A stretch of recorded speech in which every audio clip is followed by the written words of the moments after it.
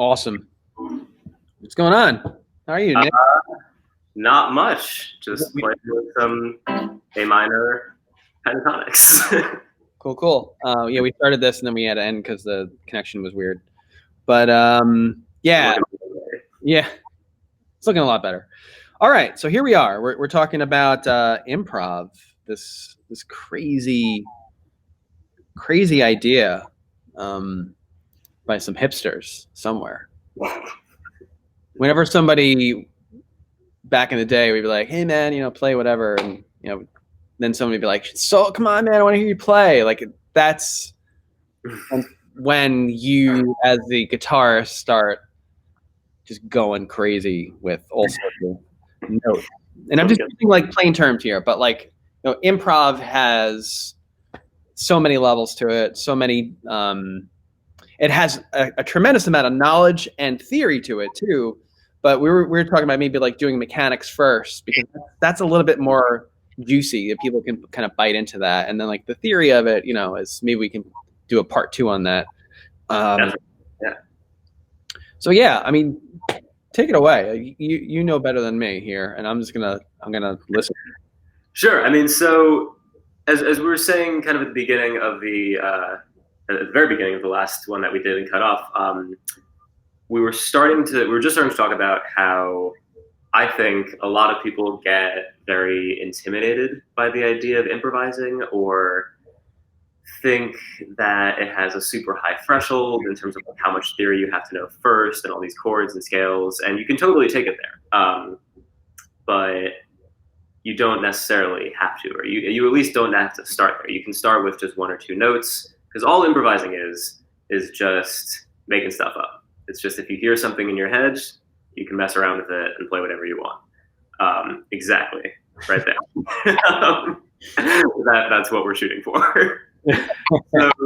So yeah, when I start talking about improvising with anybody, I like to start super simple, super easy, because it's supposed to be fun. It's the best part of playing is when you can do whatever you want. So yeah, I think the best way to start is by actually talking about constraints or like limitations, because I think sometimes the less you have to work with, the easier it is to break into it. Because if someone just says play whatever you want, just make something up, you see the guitar, you have all these notes, all these frets, and you can, it's overwhelming maybe. So I like starting with just like a super small palette. So if you're watching this video and thinking about improvising, there's a good to fair chance you already know your A minor pentatonic scale or your blues scale. Just in case it looks something like this and sounds like this.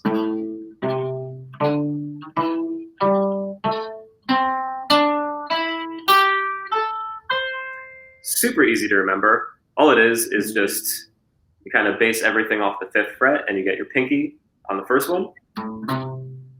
And then you have 3 strings that are just 2 frets apart. And then the last 2 strings are first finger to pinky again. Even better news, we're only going to be working with these 3 notes. Ooh. So if you're watching this at home or wherever, and you have a guitar with you, maybe right now would be a good time to find this note. This is your A. It's on the 5th fret of the high string. And then find this guy. This is going to be with your pinky, or maybe your 3rd finger, up on the 8th fret of the B string, and then down to 5th fret on the B string. So take a second and just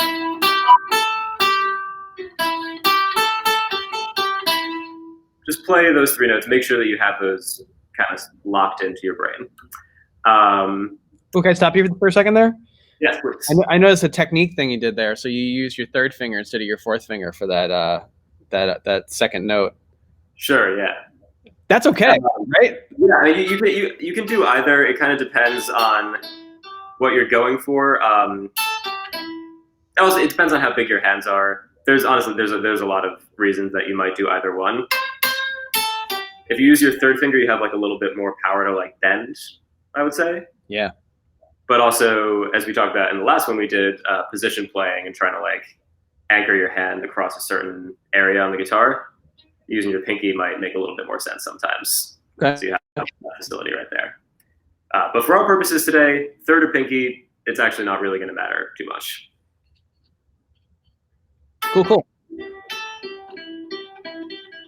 So, yeah, actually, if you're watching this at home, I'm going to just start playing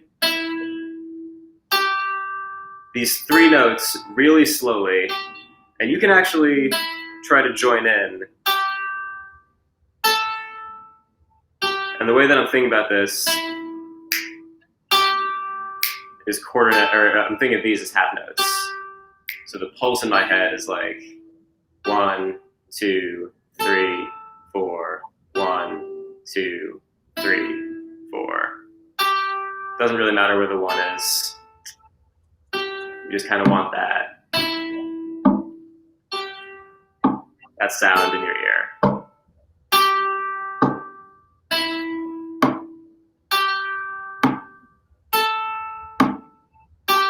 And in a second, I'm actually going to leave this. And again, if you're still watching, I want you to keep playing this. And what I'm going to do is just play like a slow bass line.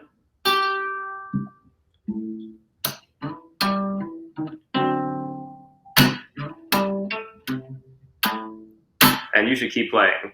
And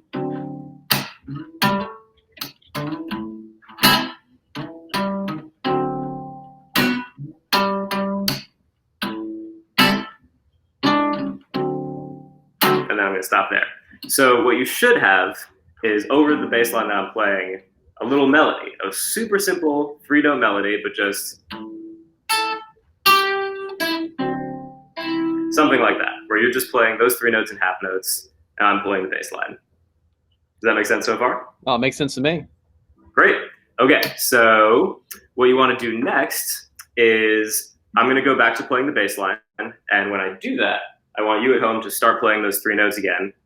And the more and more comfortable you feel, you might want to start doubling them. Try to stay in half notes. Try to stay in that same. What's a half note, Nick? A half note is just 2 quarter notes. So if the pulse is here, this is a half note. This hand's the half note. So it's just, for every click, you're playing 1 note every 2. Yeah, so it's 2 beats, or the amount of time that it's going to. 4 notes, however you want to think about it. Yeah, so sure. Stay at half notes, but you can start doubling notes. So for instance, you could have, instead of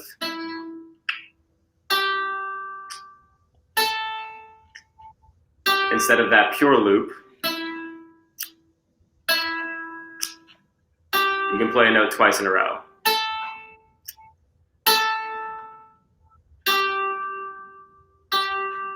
So now I'm doubling everything. And you can pick which notes you want to double. You can pick whichever ones you want. You can double all of them. You can double 1. You can double 2. Doesn't matter. So I'm going to start playing the bass line, and I want you to try doing that by yourself. 2, 3, 4.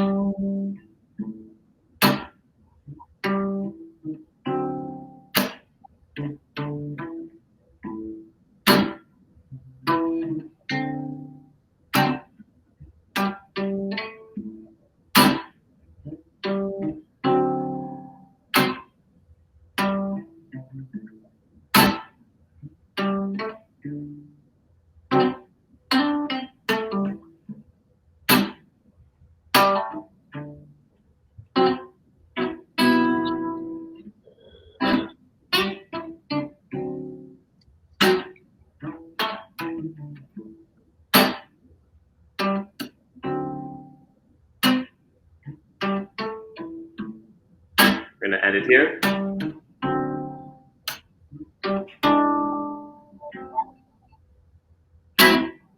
So yeah, you're still not doing too much. We're staying really simple. We're staying in the same rhythm every time, but all we did there was just changing like which notes from the notes that you're playing, which ones are lining up with different parts of what I'm playing. So some of that probably sounded a little weird. Some of that probably sounded really good.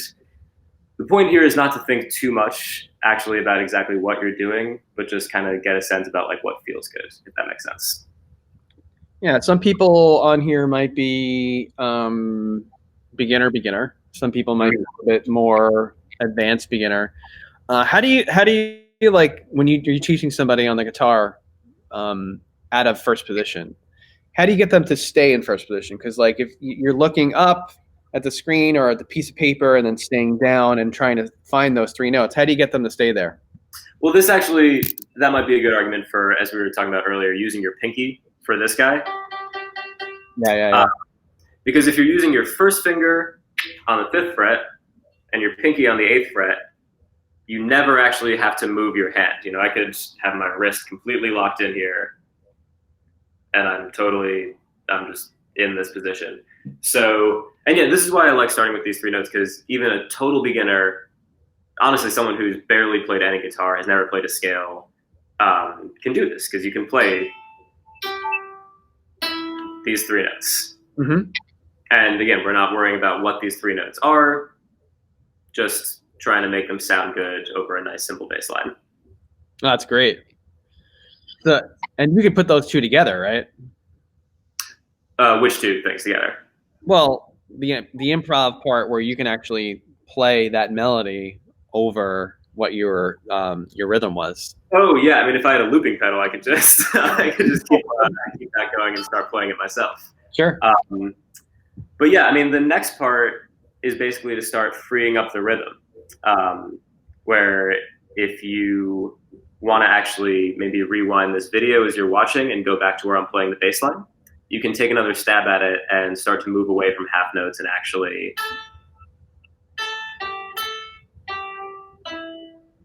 kind of make stuff up a little bit more as you go.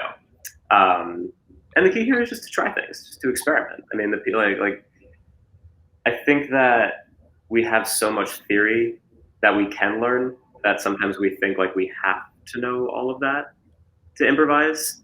But the theory and the scales and all the rules got made up after people took risks and started making stuff up. So yes, you can do it if you want before you learn all that. No, I agree. If some people, the thing that's important about theory and scales and rules is if you're trying to play a certain style of music and you want to sound a certain way, then those things will probably be pretty important. And we'll get to those later. But if you just the rules, if you start getting comfortable with improvising, I think it's best to just kind of push ahead and do it. I agree. Yeah. So if you've already rewound this video and messed around with expanding your rhythm a little bit, that's great. One thing I can totally recommend for if you want to start messing with these 3 notes or even more notes from the A minor scale, pentatonic scale, on your own is go to YouTube right now and look up a drone.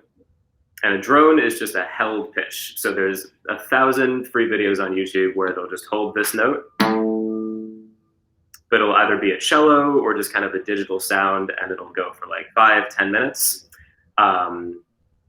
And those are really useful to just start playing with different notes over. And you can pick whatever note you want, and you'll actually be able to hear what it sounds like against that A note. There you go. Or pick it can be an A drone, it can be a B drone, it doesn't matter. Any sort of drone. The internet has it all. Not droid. Drone, yeah. And not the thing that Amazon will deliver stuff to your house with. Well, I mean, yeah. Well, let's stick with A because that's what you were, yeah, working with. I remember getting confused. As soon as I moved out of position, it was like, oh my God, it's a whole new world. You know what? I can pull up a drone on my phone right here and give a little demo of what that might look like, if you like. Cool. Give me a sec to pull this up.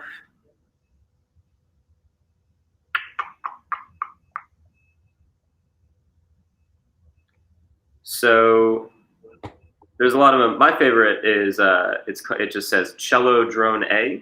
If you look it up, it'll actually have a little picture of a cello on it. Oh, that's an ad. Yes, no more advertising for anybody else. Don't want that.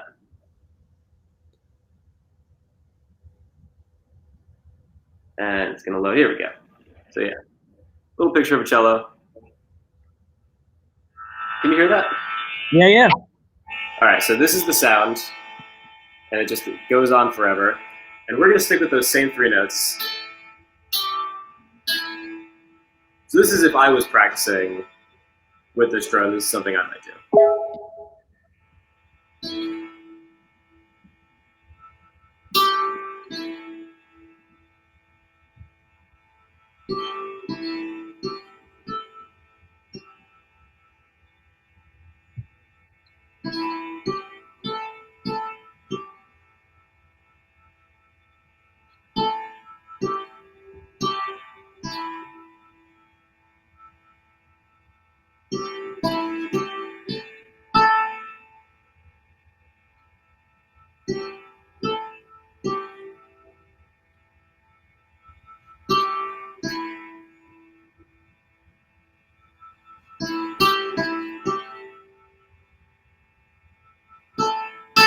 Got like a Middle Eastern feel to it.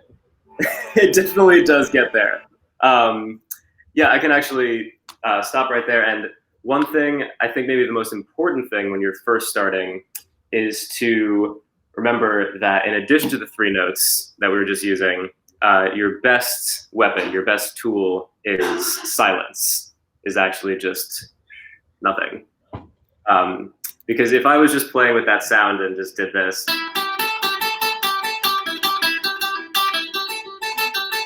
wouldn't sound very good. So what you always want to keep in mind is trying to keep short little ideas. Yeah, so that would I'm gonna put this in here really quick. This is one of the biggest lessons I ever learned, which is putting it up on the screen now. Less is more. Yeah, definitely.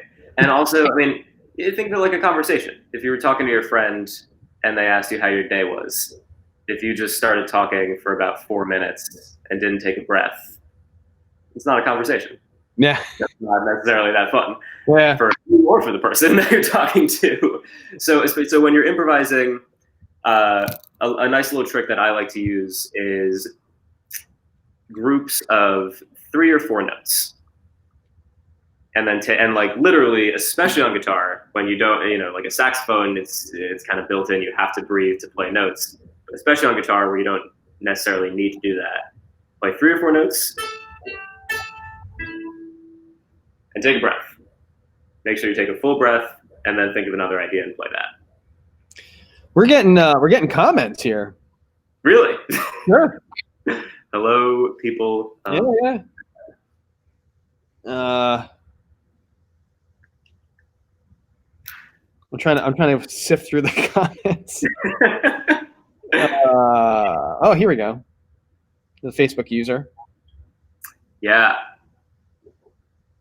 That is, yeah. I think any teacher who's tried to teach improvising has had to, has had to try to impart that lesson in 1,000 different ways. But so yeah, just to reiterate, I mean, I've always found the best way to do it is, yeah, we're using this palette of 3 notes.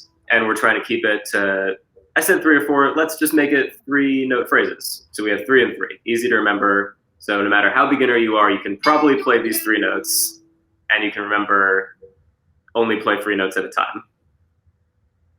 And then you get to your, of course, well, I took it off, but we have our mode. Our drone. Mm-hmm. The old Ravi Shankar. Yep. And then we get to focus on our breathing afterwards. Yeah, definitely focus on your breathing. And I started to talk about that a little bit.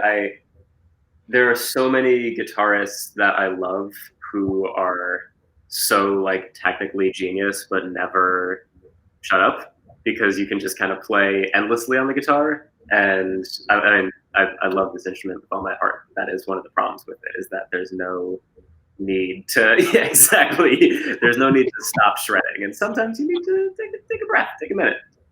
Yeah, that's fun.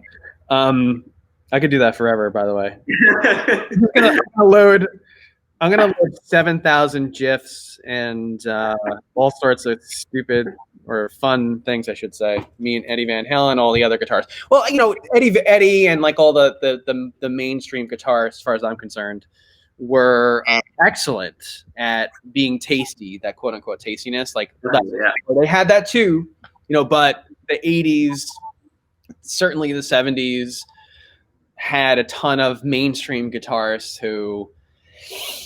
It was a lot of notes in a very short amount of time, and it was mind-blowing, even as a listener. What you're talking about is way different. This is the beginning. It's like, in order to get to that point where you're just going to shove 1,000 notes into like one bar, or at least what it sounds like it, you're going to need this idea of less is more first.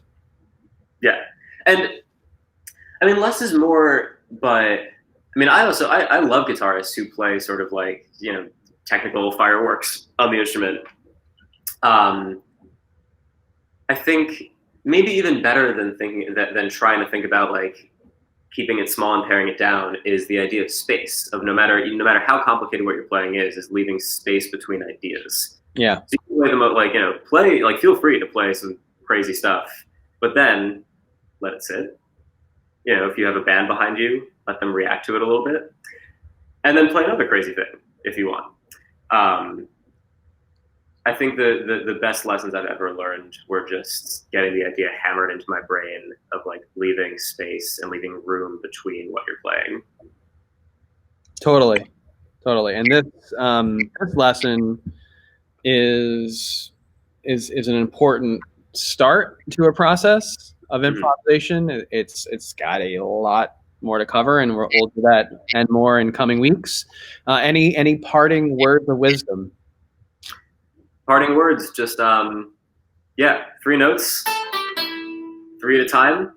Mess around with drones, or just like a fun little bass line. If you have a looping pedal at home, you can mess around with that if you already know how to play a bass line. And have fun with it. Improvising doesn't have to be scary. It's supposed to be whatever you want it to be. So yeah, great. I hope you can enjoy it. All right, man. Well, we'll take us out. We didn't get to go through we got more to cover and more to come here. Mm-hmm. I'm happy with the Facebook, the practice portal watchers, the users, the people, the members. Thank you for watching live if you're still here. Thank you for watching, and there's more to come. Nick, thank you for your time today. Why don't you take us out with something, as they call, tasty? Sure. All right.